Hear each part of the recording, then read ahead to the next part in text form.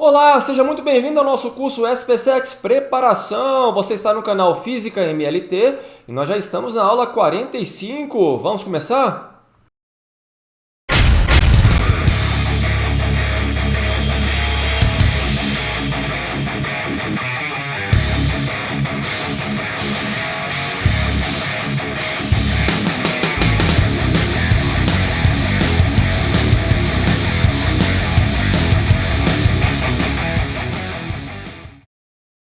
Bom, essa aula é a finalização do assunto referente aí à parte de termologia. Especificamente, vamos falar aí dos ciclos, tá certo? Das transformações cíclicas, ok? Então prepare o seu caderno. São muitos exercícios esses. Então vamos começar? Então vamos lá para o nosso primeiro exercício extra. ITA, uma questão adaptada aí do ITA. Vamos lá? Um recipiente contém um gás monoatômico ideal inicialmente no estado L, com pressão P e volume V. O gás é submetido a uma transformação cíclica L, N, M e L novamente, absorvendo de uma fonte quente uma quantidade de calor Q1 e cedendo a uma fonte fria uma quantidade de calor Q2. Pode-se afirmar que o módulo de Q2 é igual a... Aí as alternativas que eles colocaram no enunciado e também um gráfico aí da transformação citada no enunciado. Pause o vídeo, anote o enunciado aí no seu caderno e tente fazer, por que não? Bom, espero que você tenha anotado aí o enunciado no seu caderno e tentado fazer, então vamos lá. Vamos para a solução desse exercício bacana, hein? Bom, vale a pena você ler novamente o enunciado e prestar atenção ali no gráfico que ele forneceu. Então vamos lá. Sabemos que o trabalho útil vai ser aí a diferença entre o calor cedido da fonte quente menos o calor cedido para a fonte fria. Lembrando que, no sentido horário, o trabalho aí vai ser positivo. E ao caso, se você voltar lá no gráfico, você vai ver exatamente essa situação. Bom, o que ele falou no enunciado? Gás monoatômico. Então, vale aquela relação do 3 meios de nRT, não é isso? Então, vamos lá. O trabalho, então, ele vai ser medido pela área. Está lembrado lá, o gráfico te deu ali um triângulo, não é isso? Então, você vai calcular a área desse triângulo, base vezes a altura, dividido por 2. Você vai encontrar, então, 9 meios de P vezes V, ok? Bom, já temos aí o trabalho útil, ok? Bom, no estado L, a energia interna vale 3 meios de nRT, correto? Bom, gás monoatômico, não é isso? Como eu falei. Acontece que pela equação de Clapeyron você também pode ter 3 meios de P vezes V, tá certo? Uma vez que NR vezes T vale P vezes V, ok? Bom, e no estado N, a energia interna, então, vai ser 48 meios de P vezes V, ok? Só observar o que você tem lá no gráfico, tá certo? Bom, acontece que a diferença da energia interna de L para N vai ser a energia interna de N menos a energia interna de L, eu vou encontrar 45 meios de P vezes V, ok? Só pegar os dados que você tem logo acima. Bom, acontece que o trabalho de L para N, eu tenho que calcular aquela área abaixo do gráfico, tá certo? E calculando a área abaixo do gráfico, eu vou ter aí trapézio, não é verdade? Então, base maior mais base menor vezes a altura dividido por 2. Tá aí, então, o gráfico vai me dar aí, ou melhor dizendo, a área, 15 meios de P vezes V, ok? Bom, eu tenho que calcular esse trabalho, porque na hora de calcular a variação da energia interna de L para N, usando ali a primeira lei da termodinâmica, que é o calor trocado menos o trabalho realizado, e aí eu vou ter o calor recebido da fonte quente, olha só, Q1, ok? Eu já tenho aí a diferença de energia interna, já tenho o trabalho dado pela área, eu encontro então o calor recebido aí da fonte quente, ok? Bom, agora que eu tenho o calor recebido da fonte quente, é só substituir lá em cima, olha, onde eu tenho o trabalho útil, porque agora eu já tenho um trabalho útil, certo? Olha o trabalho, tá? Simplesmente o trabalho. Tenho o Q1, eu vou encontrar o Q2. Então, vamos pegar esse resultado aqui do Q1, vamos substituir lá e vamos encontrar, então, o Q2 valendo 51 meios de P vezes V. O que me dá como alternativa correta a letra B, tá certo? Aí uma questão bem interessante do ITA, não tem dificuldade, mas só prestar atenção aos detalhes. Você tem que observar o gráfico e o dado que ele forneceu no enunciado, tratando-se aí de um gás monoatômico. Próximo exercício extra, mais uma questão do ITA. Essas questões do ITA são muito interessantes de se resolver, porque o ITA gosta de cobrar os fundamentos das leis, dos princípios, então vale muito a pena estudar essas questões do ITA. Então vamos lá. 3 processos compõem um ciclo termodinâmico A, B, C e A, mostrado no gráfico P versus V da figura. O processo AB ocorre a temperatura constante. O processo BC ocorre a volume constante com um decréscimo de 40 joules de energia interna. E no processo CA, adiabático, um trabalho de 40 joules é efetuado sobre o sistema.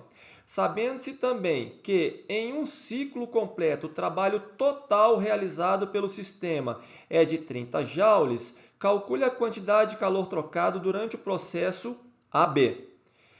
Está aí o gráfico que ele deu no enunciado. Pause o vídeo, anote esse enunciado aí no seu caderno e tente fazer, por que não? Bom, espero que você tenha pausado o vídeo, anotado o enunciado no seu caderno e, por que não, tentado fazer. Vamos lá, vamos para a solução dessa questão. Vou pegar aí o gráfico novamente. E o que você vai observar aqui é o seguinte. Do gráfico, você tem a transformação de A para B, de acordo com o que foi colocado no enunciado, é uma transformação isotérmica. Então, aqui, olha, ele recebe calor da fonte externa, tá certo? Da fonte quente, ok? De B para C, só observar aqui, olha, o volume é o mesmo. Então, é uma transformação isocórica, ok?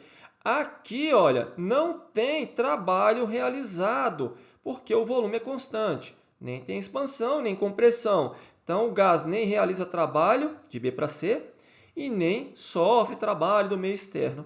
No entanto, é aqui que eu tenho a troca de calor, olha, para a fonte fria, ok? Bom, repare que de B para C existe uma diminuição na temperatura. Se existe uma diminuição na temperatura, olha o que acontece com a energia interna.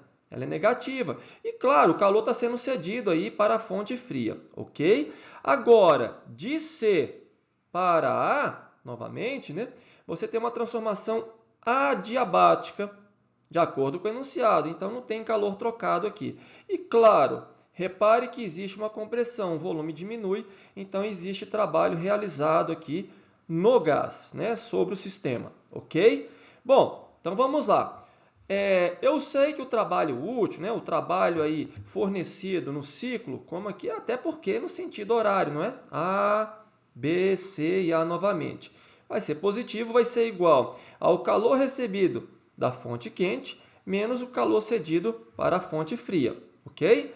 Bom, a variação da energia interna de B para C é igual ao calor trocado aí, olha, de B para C. Lembrando, não tem trabalho realizado aqui no sistema e nem pelo sistema. E de acordo com o enunciado, menos 40 joules. Falou, né? Um decréscimo de 40 joules. Bom, eu tenho o trabalho útil também, de acordo com o enunciado, 30 joules. Então, substituir lá em cima, você vai encontrar então que o calor trocado da transformação de A para B vale 70 joules. Tá certo? Essa questão aí deve ter sido uma questão aberta do ITA, né, na segunda fase. Bem interessante para você fazer essa análise aí na transformação que ele colocou aí no diagrama P versus V. E aí você extrair do enunciado os dados que eles forneceram e só substituir. Não tem segredo, não é uma questão difícil. Mais um exercício extra, vamos lá, Escola Naval. Uma máquina térmica funcionando entre as temperaturas de 300 Kelvin e 600 Kelvin fornece uma potência útil, PU, a partir de uma potência recebida, PR. O rendimento dessa máquina corresponde a 4/5 do rendimento máximo previsto pelo ciclo de Carnot, pela máquina de Carnot.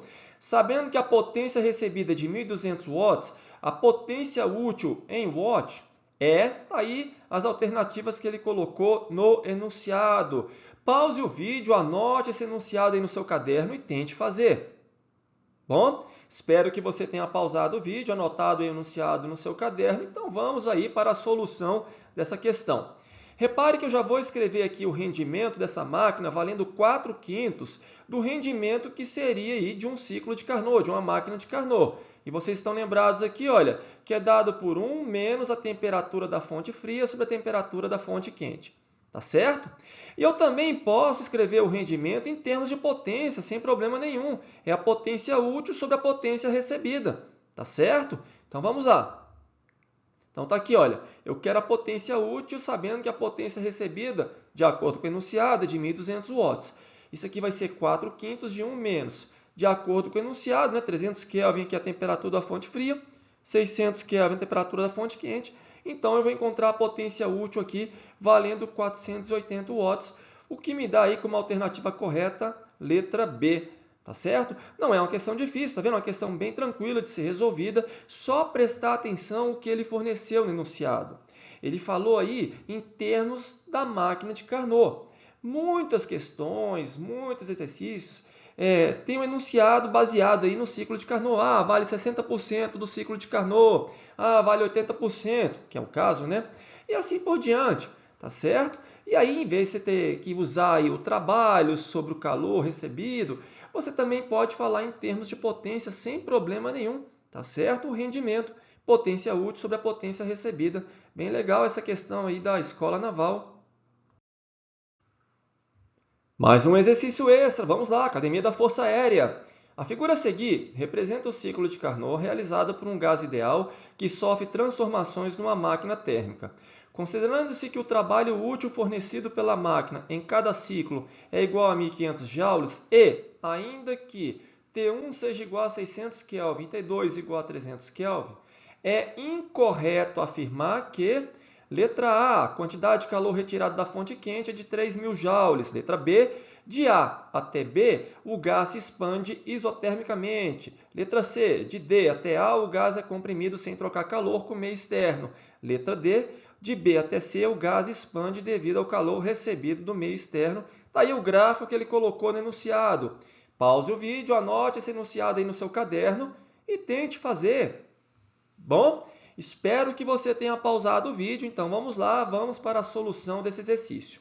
Olha só, previamente já vou escrever aqui o rendimento do ciclo de Carnot, que pode ser calculado em termos das temperaturas, fonte fria, fonte quente, não é isso? Então tá aí, olha, 1 menos temperatura da fonte fria sobre a temperatura da fonte quente. Substituindo aí, olha, eu encontrei o rendimento valendo 50%, isso significa que o calor trocado vale 3.000 joules. Esse aí é o calor recebido pela fonte quente, tá certo? Porque se eu tenho um rendimento de 50%, foi colocado aqui no enunciado, tá certo? Que o trabalho útil vale 1.500 e o rendimento é de 50%, então é porque o calor trocado com a fonte quente vale 3.000 joules. A letra A está correta. Olha só a letra B. De A até B, o gás se expande isotermicamente. Corretíssimo. Tá certo? Aí, ó, numa isoterma. Tá? De acordo aqui, olha, com o dado aqui, T1, né? Tá certo? 600 Kelvin. Letra B. Letra D, né? Letra C. De D até A, o gás é comprimido. Então, de D até A, o gás é comprimido. De fato, o volume diminui um pouquinho, mas diminui. Sem trocar calor com o meio externo. Perfeito! Porque você vai estar lembrado que um ciclo de Carnot, o ciclo se dá entre duas isotérmicas, duas transformações isotérmicas e duas transformações adiabáticas. Por último, de B até C, o gás expande. De fato, de B até C tem uma variação aqui positiva do volume, então ele se expande. Porém, olha o que ele fala, ao calor, né, devido ao calor recebido. Negativo, olha, na transformação de B para C, eu não tenho calor trocado com meio externo, porque a transformação ela é adiabática. Então, a alternativa que você deve marcar é exatamente a letra D, porque ele quer a incorreta, tá certo? Então aí, olha, uma questão bem legal aí de você analisar a transformação no ciclo de Carnot oferecida aí pela AFA. Bem legal essa questão. Mais um exercício extra, Escola Naval. Uma máquina de Carnot, operando inicialmente com rendimento igual a 40%, produz um trabalho de 10 joules por ciclo. Mantendo-se constante a temperatura inicial da fonte quente, reduz-se a temperatura da fonte fria, de modo que o rendimento passou para 60%. Com isso, o módulo da variação percentual ocorrida no calor transferido à fonte fria por ciclo é de... Tá aí as alternativas que ele colocou no enunciado. Pause o vídeo, anote o enunciado aí no seu caderno e tente fazer, por que não? Bom, espero que você tenha pausado o vídeo, anotado o enunciado no seu caderno, então vamos aí para a solução dessa questão.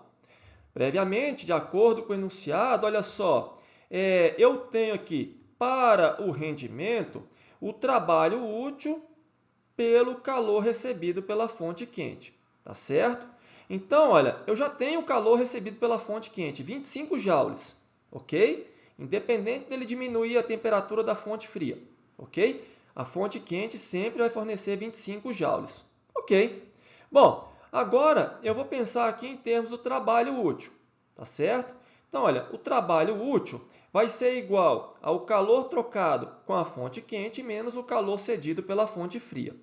Então, de acordo com o dado que ele colocou lá no enunciado, o trabalho valendo 10 joules e a fonte quente igual a 25 joules, isso significa que a fonte fria, para essa primeira situação, vale 15 joules. Então, vou guardar esse resultado aí. Eu vou ter que precisar desse resultado posteriormente.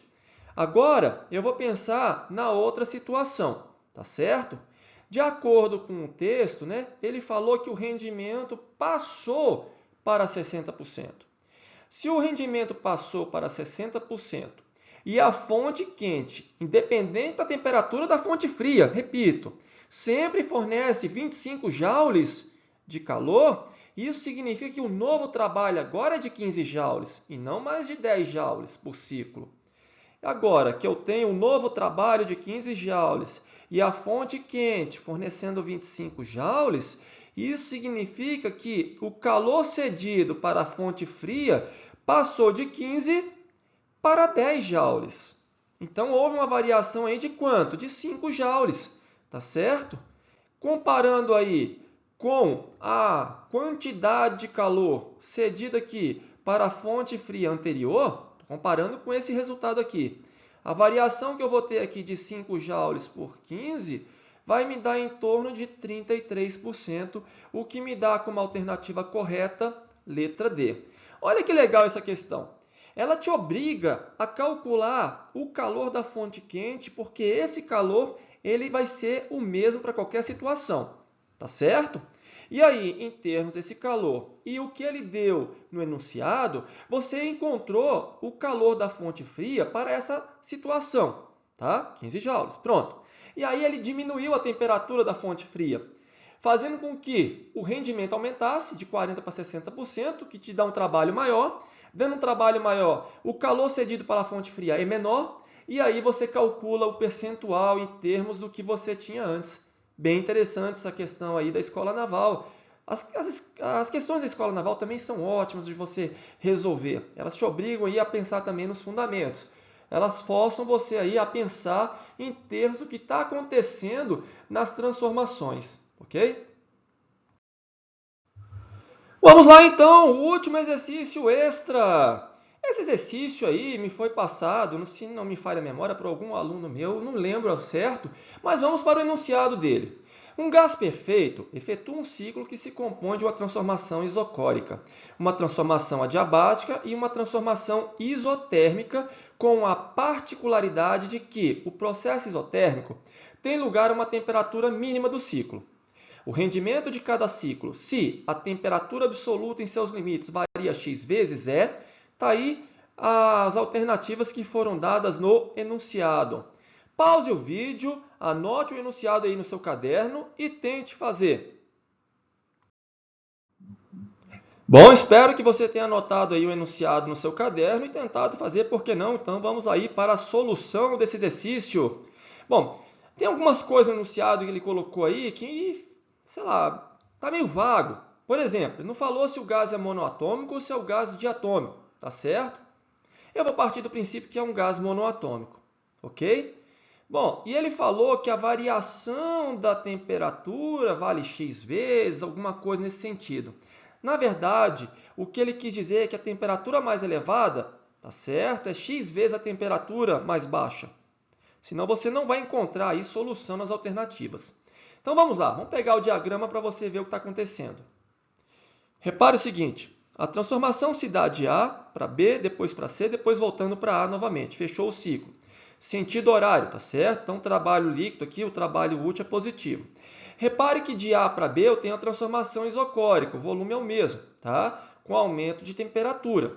Depois, de B para C, a diabática, diminuindo a temperatura, só que tem trabalho realizado pelo gás, o volume aumenta, né? Tem expansão. E de C para A, transformação isotérmica, não tem variação da energia interna, mas tem trabalho realizado sobre o gás. Ele recebe trabalho do meio externo, tá certo? Também tem calor trocado aí de C para A. Então vamos lá.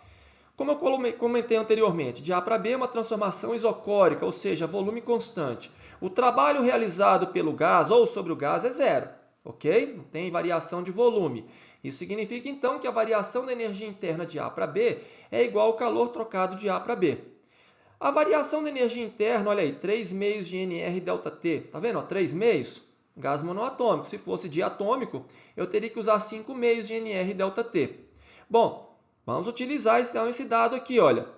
Variação de temperatura, olha, T' menos T. Então, 3 meios de Nr, T' menos T.